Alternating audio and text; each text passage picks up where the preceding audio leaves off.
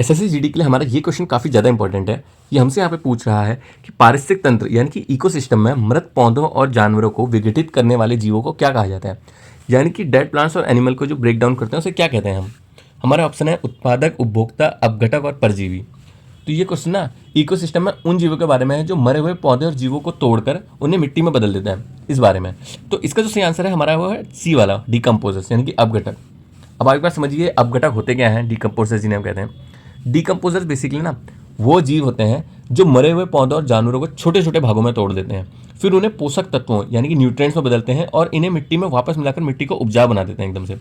अब इनके कुछ एग्जांपल्स हैं, जैसे बैक्टीरिया जिसे जीवाणु कहते हैं, कवक, फंगस, या कुछ इंसेक्ट्स जो होते हैं, कीट जैसे केंचुए, ये सब इसके एग्जाम्पल हैं। अब आप यहाँ पे देख भी सकते हैं जैसे डिकम्पोजर्स को फिगर के उससे, ये देखिए ये ब्रेड पे लगा हुआ है। अब देखिए कि ये जो डिकम्पोजर्स होते हैं अपघटक, ये जरूरी क्यों है। अगर ये ना हो ना तो धरती पर सारी की सारी जो भी मरी हुई चीज़ें वो जमा होती चली जाएंगी। इससे जो हमारा इकोसिस्टम होगा इसमें जो न्यूट्रिएंट साइकिल है वो एकदम से ठप पड़ जाएगी, पोषण चक्र जो है।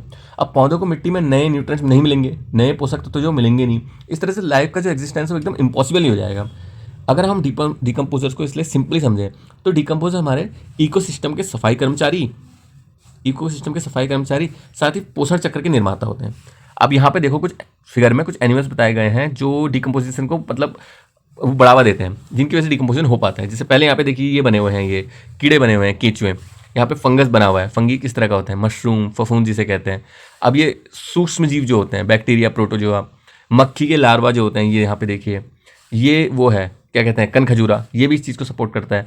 दीमक जो होती है, लकड़ी की जूं जो होती है, शोबक, और गुबरेला जो होता है, ये यहाँ पे ये घोंगा, बिना खोल का घोंगा जो होता है, ये सब डिकम्पोजिशन की प्रोसेस को बहुत ज़्यादा सपोर्ट करते हैं। तो अब चलिए हम अपने देखते हैं बाकी ऑप्शंस क्या क्या थे, क्योंकि इसका तो सही आंसर हमारे डिकम्पोजर्स हो गया। बाकी है उत्पादक।